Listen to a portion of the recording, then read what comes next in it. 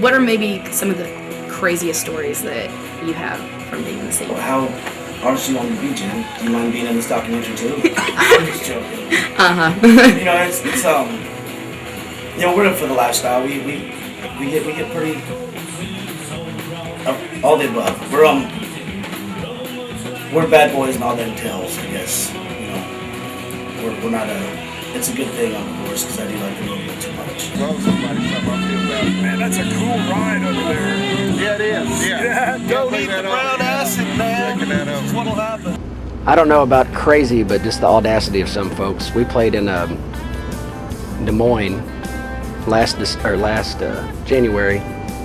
He came on the bus when we were done, and either somebody left the door unlocked or somebody knew the code. I think it was just unlocked. We walked in, there was a guy sitting there and a girl sitting there, and they were both eating tacos. And she was about to take a bite. She goes, "Oh, hey, do you guys want taco?"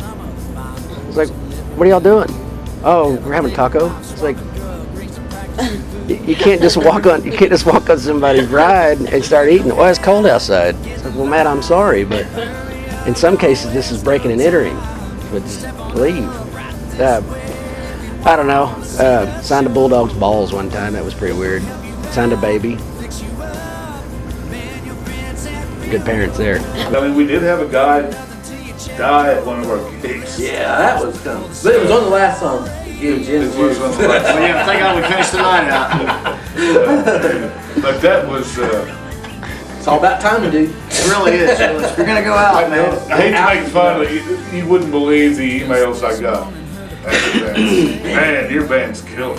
God, I can get in to see you guys. Hey, guitar player, they call it an axe for a reason. The guy wasn't murdered, man. He just actually died of natural causes right there in front of the stage. Damage to his life. It'd have been bigger news if he would self-combusted or something, but Yeah, there was no fire. It made our reputation as being a killer band. The last big party we had out here was the 10th year of the croquet tournament. We went through 23 kegs of beer in one day. It was just like, it was $5 for all you could drink, right? And so about 7 in the morning, this guy comes up and, "Hey man, I want another beer." And we'd shut the taps down. It's like, "Nah, we're not serving any more beer." He goes, "Hey, I paid my $5, it's all you can drink." My roommate Robert Webb at the time just dug in his pocket, got his $5 and said, "Here, go away. We're not getting any more beer." There was one time we were in Stephenville, and there was a jackass, not a person, a jackass in the back of a Chevy Love with a cage around it.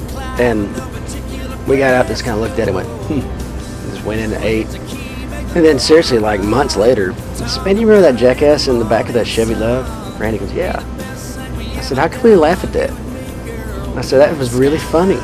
We just kind of was like, eh.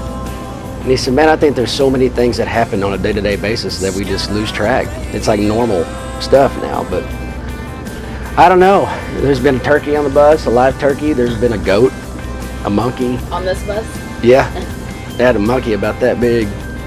His mouth was so small he couldn't do any damage, but he liked me. He kept biting my fingers, just tickled me, but he was mad at me. Besides being able to collect crazy stories on the road, one should be prepared for late nights, lots of miles, and a variety of other stressors that may occur. Still, it can be eventful in both good and bad ways. I live and die by the calendar as a musician. That's what it is. It's a calendar and a telephone. I just gave up sleeping. And the road is hard. Hard. Coming from a show in Waxahachie, and it was right off of Highway 34, I believe, up the road. And where I had to pull over from having a blowout, the car came over the hill, and me and the drummer were changing the flat. And I told Calvin to hurry up and get the flashlight and let this car know to slow down or something. That was the craziest thing. The car was probably 10 feet. I don't know if that guy was drunk or what. It was probably 10 feet, I mean, within 10 inches from hitting us by that trailer. I always have a good time on the road. I always have a good time on the road. I try and make friends with everybody. I don't like drama. I don't like drama with girls and stuff. Unfortunately, in this scene, you know, It happens. When jealousy grows, like I said, a lot of it's idle hands. You don't know how to get things rolling for yourself, stuff like that. And I can relate. I've been there a long time ago, but at the same time, you have to know mannerisms, and you have to know cues and etiquette, and never bring your guitar into a venue and expect to play. That's like, would you do that with Jason Aldean playing at the Ford Center? I mean, just because it's a red dirt venue doesn't mean it's going to be a jam session. I agree. I mean, and I've had guys call me and say, hey, you're playing here, here, and here. Well, I'm going to bring my guitar and sit in. And dude, it doesn't work that way. No, in fact, that's I mean, bro, that's kind of, if I invite you, if I say, hey, bud, why don't you come up and do some songs with me? Right. That's different. But I don't even mention it. And yeah, it's just kind of one of those things where it's like, who do you think you are? Type thing. If they were really that good, they'd be having their own shows anyway. Oh yeah, yeah, You know? Or you would have asked them. I mean, you played shows with other people, but at the same time, I'm sure you didn't ask them. Yeah, and it's hard right now because like when we were talking about earlier with the whole agent struggle of good management and what they're doing now, to be booked at a constant just starting out. Right. Because it takes a long time to build up. As long as you're putting one foot forward, if you're saying, hey, I'm taking a couple months off and I'm going to do my best to write as many songs as possible, whether it be 5 to 20 in this time frame, that's still putting your foot forward. I mean, that's not sitting at home chilling out. To me, that's more respectable than not doing anything and riding coattails. Do you want to be a star or do you want to be good? I mean, do you want to play music or do you want to be a rock star? And if you want to really be good and you want music, then you need to prepare not to have any close relationships, prepare to be broke all the time, sleep on floors, you prepare to live a very Spartan life, because it takes everything. Be honest about it. If you're not honest about it, make them believe it. That's what I was taught by McClure. McClure was taught that by Guy Clark and other folks. But be honest about it, and work.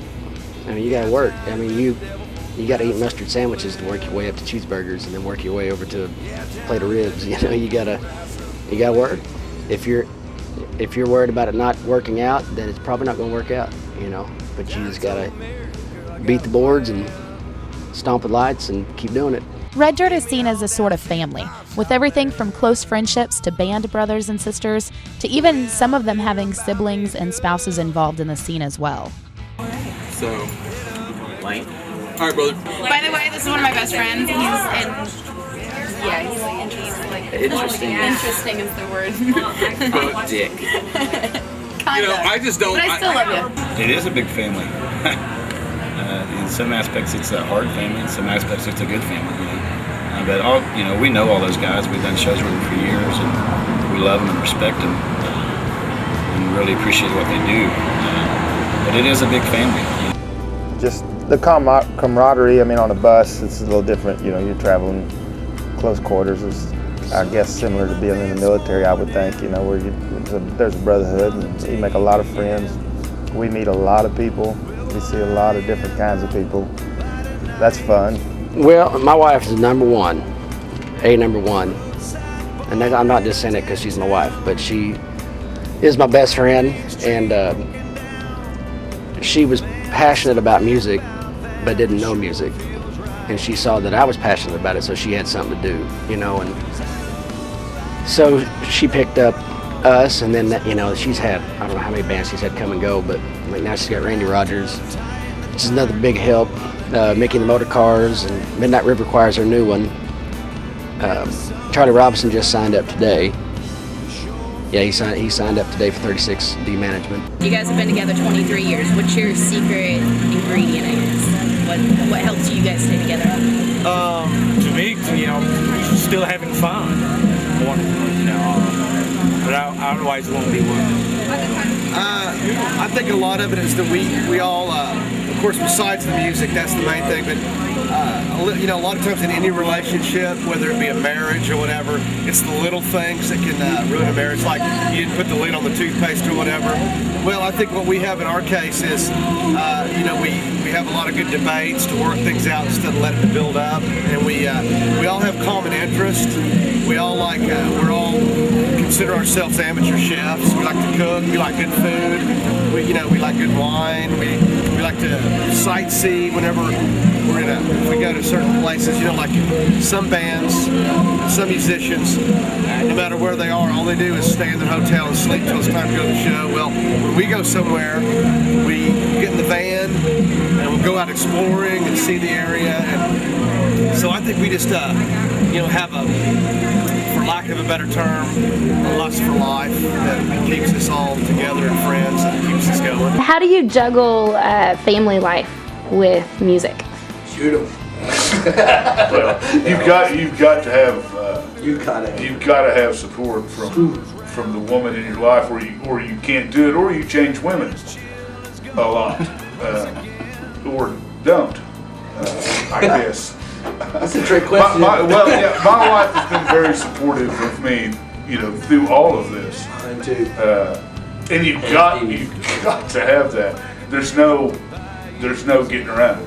You can't do what you need to do and perform, and you absolutely have to justify the gig. I mean, you have to be able to explain to your kids why. Hey, we're going to go do this weekend. I'm sorry, but this is the way it worked out because this is what I do for a living. So you have to be able to justify it. And I can't always go and play for free, or I can't always go and play for. I got to get something out of it because this is next week's sprint, and that's why I try to stay. You try to stay far ahead on your gigs, and you make it a point that your family's involved in your calendar.